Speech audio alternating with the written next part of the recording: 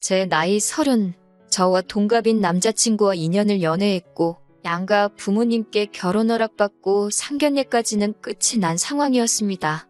결혼 준비는 시작을 했지만 날짜는 아직 잡지 않았어요. 대신 웨딩 플래너 구해서 기본적인 건 다 알아본 상황이고요. 서로 경제적으로 여유가 있는 편은 아니지만 그래도 할 건 다 한다고 약혼식에 약혼 반지까지 받은 상황이었습니다. 나이도 같고 서로 사회생활 시작한 기간도 비슷해요. 심지어 둘이 버는 돈까지도 비슷하고요. 그 외에도 여러 공통점이 많았는데 그래도 성격적으로 맞고 연애하는 동안 좋은 모습만이 보여줬으니 결혼까지 결심하게 되었습니다. 2년이면 서로를 알아가기에는 충분한 시간이라고 생각했는데 정말 사람은 알다가도 모르겠네요. 저희 부모님은 서울에서 그리 멀지 않은 지방광역시에 거주하고 계십니다. 두 분 다 아직 50대 중반이시고 다 늙어서 자식들한테 손 벌리고 싶지 않으시다며 아직도 두 분 다 경제활동을 하고 계세요. 어머님은 사무실 나가시고 아버지는 택시 운전하고 계시고요.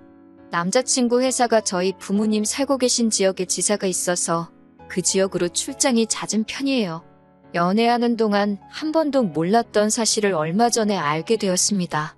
그동안 남자친구가 저희 부모님 살고 계신 지역으로 출장을 갈 때마다 저희 아버지한테 따로 연락해서 같이 식사도 하고 그랬다는 겁니다. 저한테 한 번도 티낸 적 없었고 아버지도 무뚝뚝하신 분이라서 어머니나 저한테 따로 말해준 적도 없어서 전혀 알 길이 없었어요. 솔직히 남자친구가 동갑이라 조금 철부지 같아 보인다는 생각을 받았는데 이런 의외의 사실에 적잖이 감동했어요. 그게 쉬운 일은 아니잖아요? 며느리가 시댁에 먼저 연락하고 안부 전화 드리고 하는 건 많지만 사위가 처가에 먼저 연락하고 시키지도 않았는데 장인어른만 따로 불러내 식사하고 그러는 경우는 드물잖아요. 저도 예비시모 불편해서 먼저 연락하거나 한 적 없는데 남자친구의 그런 의외의 속 깊은 면에 적잖이 감동하게 되었습니다.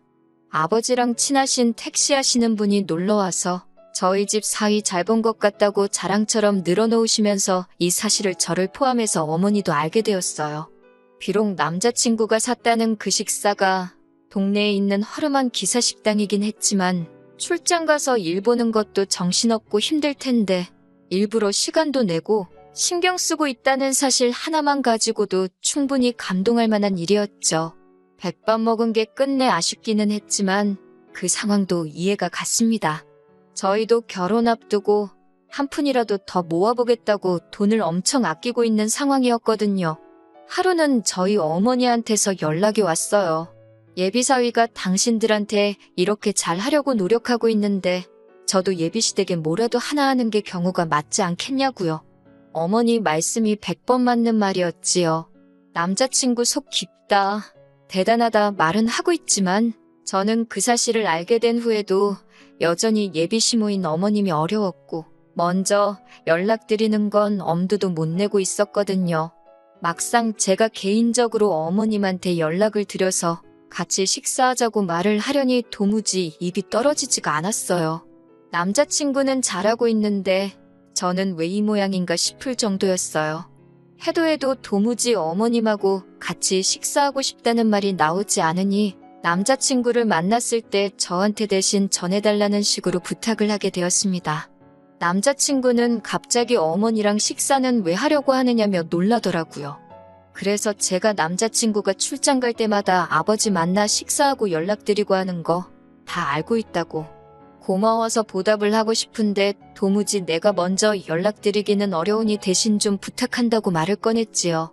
그런데 남자친구는 다른 것보다 표정에 당황한 기색이 역력했어요. 저한테 아버님이 자기랑 식사하고 있다는 사실을 먼저 말을 하셨느냐고 질문부터 하더라고요. 그건 아니고 어쩌다 알게 되었다 알려줬습니다. 그런데 왜 저러나 싶더라고요. 칭찬받은 일에 당황을 하고 있으니 말입니다. 그냥 그게 멋졌고 부끄러워서 그러는 건가 싶었어요. 그런데 남자친구는 마치 저한테 확인이라도 받으려는 듯 아버지가 따로 말한 건 없었느냐며 계속해서 물어왔어요. 왜 저러는가 싶었는데 그때는 남자친구가 제가 어머님과 단둘이 만나는 게 불편한가 하는 생각이 들었습니다. 혹시 불편해서 그러는 거냐? 그러면 어머님하고 식사는 따로 안 하겠다 그렇게 말을 했더니 남자친구는 제 반응을 살피면서 그런 건 아니고 하면서 말끝을 흐렸습니다. 너가 우리 집에 잘하니 나도 너네 부모님께 잘하고 싶어서 그러는 거다. 몇 번을 이야기한 끝에야 남자친구는 어머님한테 연락을 해서 약속 시간을 잡아줬어요. 이후 제가 어머님하고 만났을 때 어머님이 아주 보통이 아닌 분이라는 걸 느꼈거든요. 그래서 남자친구가 이때 저한테 어머님을 결혼 전에 겪어보게 하고 싶지 않아서 그랬던 거라고 생각을 했습니다. 그리고 솔직히 그때까지도 남자친구가 단지 어머님을 저 혼자 만나는 걸 불편해했던 사실이 이후 제가 어머님하고 만나서 어머님이 제게 보여준 모습 때문에 그랬던 거라고 생각을 했었어요. 아직 예비 시모인 어머님을 제대로 겪어본 적은 없었거든요. 어머님하고 식사한 날에 이게 맞나 하는 생각까지 들 정도로 그 자리는 저한테 조금 충격적으로 다가왔습니다. 식사를 하기로 한 날에 어머님과 만나기로 한 강남역 근처에 있는 카페로 갔어요. 시간 약속 잘 지키는 사람이란 걸 보여드리기 위해 약속 시간보다 20분 먼저 장소에 도착했거든요. 그런데 어머님은 약속 장소에 1시간이 지나서야 도착을 했습니다. 둘이서 만나는 걸로 알고 있었는데 저한테는 사전에 말도 없이 예비 신우들을 데리고 오셨습니다. 남자친구랑은 터울이 좀 있고 둘이서는 연년생으로 대학생이에요. 연애하면서 남자친구가 동생 이야기는 거의 하지 않았고 실제로 봤을 때도 낯을 가리는 건지 오빠가 어려운 건지 거리두고 있어서 그냥 안 친한가 보다 생각을 했었거든요. 그런데 말도 없이 예비 신우 둘을 끌고 오니 조금 당황스럽기도 했습니다. 지각한 건 생각도 나지 않았어요. 어머님도 혹시 며느리 되는 내가 불편해서 그랬겠지 하고 깊게 생각하지 않으려 했습니다.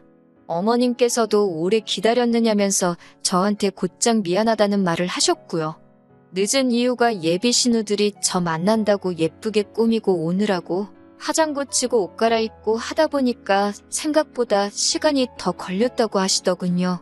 신우들 철없는 게 어머님 잘못은 아니니 그냥 그러려니 하고 말았어요. 식사를 하기로 미리 정해져 있던 거였으니 저도 시간 맞춰 나온다고 점심 식사를 따로 하지 않고 나왔습니다. 원래는 어머님하고 어색한 것도 있고 좀 친해져 볼 요량으로 대화 좀 하다 가려고 카페에서 선약을 잡았던 거거든요. 그런데 시간이 너무나 늦어버렸으니 그냥 곧바로 식사하러 가시겠냐고 물어봤지요. 그런데 어머님은 예비 신우들과 집에서 식사를 대충 하고 나오셨다는 거예요. 같이 식사하기로 한 약속이었는데 벌써 밥을 드시고 오셨다니 무슨 생각으로 그러셨나 했는데 제가 밥을 산다고 해서 예비 신우들이 괜찮은 곳을 알고 있다며 뭐 먹을지를 정해서 예약을 해놓았다고 하더라고요. 지금은 가봐야 브레이크 타임이라 열지도 않았을 거고 2시간은 더 기다려야 하니 그냥 딴 데 가지 말고 여기서 있다가 시간 되면 일어나서 가자고 하더라고요. 일정을 마음대로 하실 거였으면 애초에 저한테 미리 말해줬으면 좋았겠다 싶은 생각도 들었어요. 보아하니 식사 시간까지 한참 남았으니 일부러 천천히 준비해서 약속된 시간보다 늦게 나온 게 아닐까 하는 생각도 들더라고요. 예약 시간 기다리면서 카페에서 보낸 2시간은 정말이지 최악이었습니다. 빈속으로 저녁 시간 될 때까지 버티는 것도 고역이었지만 그래도 카페다 보니 간단한 음료수나 요깃거리가 있어서 버티는데 어려운 점은 없었어요. 그런데 저는 마치 꺼다 놓은 보릿자루, 그 이상도 그 이하도 아니더라고요. 어머님은 예비 신우들하고 수다 떠느라고 저는 신경도 쓰지 않고 있었어요. 어린 예비 신우들이 그 자리에서 저를 챙겨줄 거라고는 기대도 안 했지만 조금 너무하다도 싶었습니다. 일부러 제가 모르는 이야기만 골라서 하는 건지는 모르겠는데 그렇다고 예비 시모 앞에서 핸드폰 꺼내서 딴짓하고 있기도 그렇고 예비 신우들 대화에 끼려고 하니 도통 무슨 주제로 대화를 하는지도 모르겠고 아는 거 하나 나와서 아는 척이라도 하면 예비 신우들은 아직도 낯을 가리는 건지 그 주제로는 더 이상 대화를 하지 않고 그대로 대화가 뚝 끊겨버리고 거기까지야 물과 기름처럼 섞일 수 없다는 신우와 며느리의 숙명이라 생각하고 그냥 넘어갈 수 있었지요. 어머님도 며느리랑 둘이 있으면 부담스럽고 불편할 테니 딸들 데리고 나왔겠거니 싶었고요. 아무튼 그런 고행의 시간도 지나게 되어 드디어 식사를 위해 예비 신우들이 예약해뒀다는 장소로 자리를 옮기게 되었습니다. 그런데 식사 장소라고 도착한 곳이 강남에 있는 고급 오마카세 일식집이었어요. 가격을 보니 웃음도 안 나오더군요. 1인당 24만 원이라는 말도 안 되는 가격이었습니다. 이런 좋은 곳 와서 술이 빠지면 쓰냐고 술 한 병까지 추가하는 바람에 계산할 때 보니 110만 원이라는 거금을 내게 되었어요. 돈값을 하기는 했어요. 정말 잘 나오긴 하더라고요. 남자친구한테 청혼받으면서도 이렇게 비싼 밥을 먹어본 적은 없습니다. 어차피 제가 사기로 했던 거 눈물을 머금고 계산을 하기는 했지만 그래도 제 한 달 생활비보다 큰 돈을 음식점에서 계산을 하게 될 거라고는 상상도 하지 못했어요. 예비 신우 2명은 음식 나올 때마다 소리를 빽빽 지르면서 음식을 입으로 넣지는 않고 핸드폰 사진 안에 담는다고 이 각도에서 사진 찍고 저 각도에서 사진 찍고 난리도 아니더라고요. 비싼 가격답게 한 타임에 가게 안으로 10명 이상 들어올 수 없는 곳이긴 했는데 그래도 다른 손님들도 있는데 자기들끼리 신나서 다른 사람들이 눈치 주는 게 제가 다 느껴질 정도였네요. 좋은 마음으로 만든 자리였고 남자친구가 아버지한테 했던 걸 보답하기 위해 마련한 자리였지만 당장 남자친구는 아버지 식사 대접한다고 기사식당 데려갔던 것 치고는 조금 과했던 게 아닌가 생각이 들었습니다. 만약에 어머님만 나오셨었더라면 이 돈을 내는 게 그렇게 아깝다거나 이 상황이 뭔가 싶거나 하지는 않았을 거예요. 집에 돌아와서 저희 어머니한테 그날 있었던 일을 말했더니 어머니도 놀라서 말을 잇지 못하시더라고요. 어떻게 그냥 마음속에 참을인자 새기면서 넘어가 볼까 했는데 혹시나 아무 말도 안 했다간 이게 처음이 아니게 될 수도 있겠구나 하는 생각이 들었습니다. 그래서 남자친구한테 전화를 했어요. 혹시 어머님이 동생들도 같이 데리고 나간다는 말을 했느냐? 내가 100만 원 넘게 쓰게 되는 거 이미 알고 있었느냐고 물었죠. 남자친구는 알고 있었다고 하더라고요. 자기가 제 가족에게 잘하는 것만큼 저도 자기 가족한테 잘하고 싶다고 하지 않았느냐면서 먼저 말 꺼내놓고 이제 와서 싫은 소리 하는 게 맞냐고 되려 저한테 되물었어요. 좋은 마음으로 시작한 일인데 이게 오히려 싸움의 원인을 제공할 줄은 몰랐습니다. 하지만 그래도 짚고 넘어가야 할 건 짚고 넘어가는 게 맞다는 생각이 들었어요. 다른 건 몰라도 너네 동생들이 남의 돈 쓰는 거 너무 쉽게 생각하는 거 아니냐고. 따지고 보면 어차피 결혼해서 한 가족이 될 테니 자기 오빠 돈이나 마찬가지인데 그깟 사진 몇 장 찍어서 주변에 자랑하려고 우리 형편에 한 끼에 100만 원씩 하는 밥 먹으러 가는 게 옳은 행동이냐고요. 남자친구는 아무 대답도 못하다가 기어이 만능 치트키를 쓰더군요. 너 지금 우리 엄마한테 돈 쓴 게 아까워서 그러는 거냐고요. 제가 돈 몇 푼에 치사하게 구는 사람으로 만드는 거였어요. 좋은 마음으로 한 거면 그냥 좋게 끝내면 되지. 돈까지 다 내고 나서 그러는 건 또 뭐냐고 저를 쪼잔한 사람으로 만들더라고요. 당장 자기도 출장 가서 식비 나오는 거 편의점 도시락으로 때우고 돈을 남겨올 수도 있고 아니면 먹고 싶은 거 사 먹을 수도 있는데 자기는 그거 저희 아버지한테 쓴 게 하나도 아깝지 않았다고 하는 겁니다. 당연하겠지요. 백반 한 끼 둘이서 먹는다고 해봐야 저희 부모님 사는 지역에서 아무리 비싸도 10,000원이면 해결하거든요. 나도 니네 가족들한테 밥 사준다고 하고 꼴랑 10,000원 쓰고 나오면 이딴 소리 안 나왔다는 말이 턱끝까지 차올랐는데 남자친구 말 맞다나 좋은 마음으로 시작한 건데 그걸 가지고 돈이 아깝네 하면서 싸우면 괜히 사이만 더 나빠지는 게 아닌가 싶어서 그냥 참았습니다. 하지만 속으로 더는 먼저 제가 뭐 해주겠다, 사주겠다는 말은 하지 말아야지 하는 결심을 했어요. 남자친구 가족들이 정도가 없는 사람들인 걸 뼈저리게 깨달았거든요. 그런데 차라리 이때 대판 싸우고 갈라졌으면 더 좋았겠다 싶을 정도로 큰 사건이 터지게 되었습니다. 아예 모르고 살았으면 싶을 정도로 엄청 더러운 사실이 숨어 있었어요. 그 일이 있는 뒤로 얼마 후에 남자친구가 또 출장이 잡히게 되었습니다. 솔직히 저는 아직 그날의 앙금이 다 가시지를 않아서 남자친구한테 이번에도 아버지랑 같이 식사할 거면 좀 괜찮은 걸로 대접해드리라고 부탁을 했지요. 그리고 남자친구가 출장을 떠난 날 궁금하기도 해서 아버지한테 전화를 한 통 드렸어요. 그런데 아버지가 기분이 엄청 좋아 보이시더라고요. 예비사위가 매운탕 사줬다면서 밥 잘 먹었다고 저한테 자랑을 하시더군요.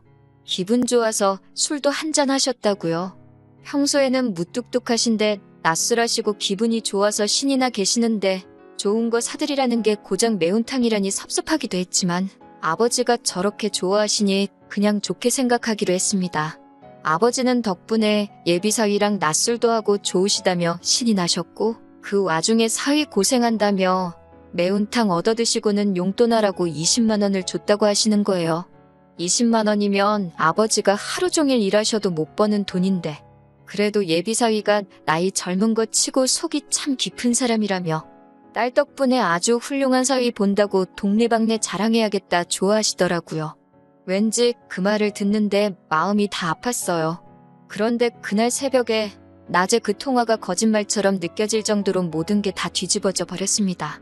아버지가 분노 가득한 목소리로 전화가 왔어요. 결혼이고 회사고 다 필요 없으니까 당장 집으로 내려오라 호통을 치고 전화를 끊으시더군요. 보통은 저렇게까지 화를 내시는 일이 거의 없어요. 무슨 일이 있나 하고 어머니한테 전화를 드렸는데 어머니도 네가 직접 와보면 알 거라고만 하시고 별말이 없으시길래 무슨 일이 나도 큰일이 났구나 싶어서 부랴부랴 택시 잡아서 부모님 댁으로 향했습니다. 집에 도착하니 남자친구가 저희 부모님 앞에 무릎을 꿇고서는 잘못했다고 빌고 있더라고요. 이게 다 무슨 일이냐고 부모님한테 왜 쟤는 여기 와서 무릎 꿇고 빌고 있는 거냐 물어봤더니 궁금하면 직접 물어보라고 하시길래 남자친구한테 말해보라고 했습니다.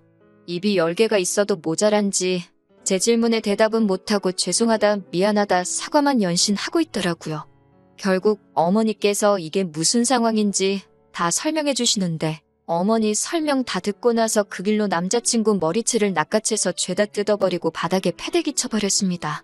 아버지가 그날 낮술도 하시고 남자친구 용돈하라고 큰 돈도 줬으니 낮에 일도 못하고 돈도 못 벌어서 평소에는 잘 안 하시는 야간 영업을 나가신 거예요. 그렇게 번화가에서 손님을 하나 태우게 되었답니다. 젊은 커플이 술에 징하게도 취해서 혀는 다 꼬부라져서 반말 찍찍 내뱉으며 근처에 있는 숙박업소로 가라고 했다더라고요. 그런데 목소리가 익숙하고 위화감이 느껴져서 룸밀러로 승객을 쳐다봤더니 다른 놈이 아니라 남자친구였던 겁니다. 옆에 앉은 여자는 옷 입은 꼬라지를 보아하니 술집에 나가는 여자였다고 하고요. 순식간에 상황 파악이 끝난 아버지가 여자한테는 몸성하고 싶으면 여기서 내리라고 한마디 하셨다고 해요. 여자는 술이 남자친구보다 덜 취했는지 아버지 말 듣자마자 쫄아가지고 차에서 주랭랑을 쳤다고 합니다. 남자친구는 옆에 탄 여자가 갑자기 도망쳐버리니 어디 가냐고 하면서 따라 내렸고요. 아버지도 그런 남자친구 쫓아가 바로 멱살을 잡았고 남자친구는 인사불성이 되어서 아버지도 못 알아보고 고래고래 소리를 지르다가 상황을 눈치채게 돼버린 거지요. 그 길로 아버지한테 멱살 잡혀서 끌려와 살려달라고 빌고 있는 상황이었어요. 그 와중에 더 믿을 수 없는 사실을 전해 듣게 되었네요. 그동안 남자친구가 아버지랑 점심 식사하면서 대놓고 용돈을 요구했다고 하는 겁니다. 결혼 준비하는데 돈을 아끼다 보니 저 맛있는 거 하나 제대로 못 사준다면서 아버지한테 용돈을 달라고 했대요. 아버지는 그동안 예비사위한테 5천 원도 안 하는 백반 한 끼 얻어먹고 적게는 5만 원에서 많게는 10만 원씩 저랑 엄마 몰래 예비사위한테 뜯기고 있었던 거예요. 남자친구는 아버지한테 받은 그 돈을 가지고 출장 끝나고 같이 출장 나온 직장 동료랑 해서 술집 가서 여자 부르고 유흥하는데 홀랑 탕진해버리고 그랬던 거고요. 모르긴 몰라도 그러는 와중에 지 돈도 홀랑 써버렸겠지요. 아버지는 그 와중에도 남자친구가 아버지한테 용돈 받은 거 체면 운운하면서 비밀로 좀 해달라고 했던 남자친구 부탁에 비밀 지켜주시며 끝까지 아무 말도 안 하고 계셨던 거였고 이렇게 뒤통수를 세게 맞았던 것이었죠. 생각해보니 남자친구도 자기가 출장 가서 예비장인이라고 같이 식사도 하고 평소 성격이면 그걸 가지고 저한테 생색을 내도 12번은 더 냈을 텐데 아무 말 없이 있었던 게 저렇게 찔리는 구석이 있었기 때문이었던 겁니다. 그러니까 처음에 제가 고맙다고 아버지한테 먼저 연락도 하고 같이 식사도 하는 것 참 속 깊은 사람이다 했을 때도 저한테 뭐라도 알아내려는 듯 꼬치꼬치 캐물은 게 제가 어디까지 알고 있나. 아버지한테 용돈 뜯어내고 있는 것도 알고 있나 떠보려고 그랬던 거라는 생각이 들더라고요. 다른 건 몰라도 결혼 약속한 상대방 두고 술집 다니면서 여자한테 돈 쓰고 그러는 놈하고 결혼하는 건 제가 머리에 총 맞은 것도 아니고 무슨 일이 있어도 용서해 줄 만한 상황이 아닌 거라는 건 누구보다 제가 제일 잘 알고 있었어요. 심지어 그 유흥비 또한 예비장인어른 얼마 벌지도 못하는 푼돈 뜯어서 다닌 거였으니 말 다 했지요. 그런데 무엇보다 지 가족만 소중한 이기적인지 엄마랑 개념도 없고 염치도 밥 말아먹은 저 자식 동생들에게 100만 원이나 써버린 저한테 내 가족한테 돈 쓰는 게 아깝냐고 따져묻던 개꼬라지가 생각이 나서 참을 수가 없더라고요. 여태껏 아버지한테 받아간 돈부터 포함해서 네 여동생들인 나한테 빌부터 뜯어먹은 돈까지 다 뱉어내라고 했습니다. 결혼은 당연히 물 건너갔다고 말했고요. 그나마 네 엄마가 먹은 건 우리 아버지 여태 백반값 계산해준 게 기특해서 그걸로 봐주겠다고 했죠. 뭐 그 돈이라고 해서 다 합쳐봐야 200만 원도 안 되는 푼돈이겠지만 머리채 몇 번 쥐어뜯은 걸로 끝내기에는 평생 두고두고 후회할 것 같은 생각이 들어서 어떻게든 돈이라도 받아내려고 했던 거예요. 그런데 남자친구는 이미 자포자기를 한 건지 어차피 결혼은 물 건너갔구나 그렇게 생각을 한 건지 헤어지면 헤어지는 거지 뭘 돈까지 내놓으라고 그러냐고 배째라고 그러더군요. 차라리 자기를 기분 풀릴 때까지 때리라는 겁니다. 몇 대 때리는 걸로 기분이 나아지겠나요? 아버지가 어디 한번 맞아보라고 어디서 골프채를 들고 나오셨는데 그런 걸로 사람 때렸다간 죽겠다 싶어서 어머니랑 아버지 말린다고 아주 혼났습니다. 그렇게 파혼을 하게 되었네요. 남자가 사회생활 하다 보면 그런 일 할 수도 있다고 무마해주기엔 사건이 사건이다 보니 뭐 더 생각할 것도 없다 싶어서 파혼을 했지요. 더 연락도 하기 싫어서 돈 받아내는 것도 생각도 안 하고 있었습니다. 그런데 저희 아버지 앞으로 고소장이 날라왔더군요. 남자친구였어요.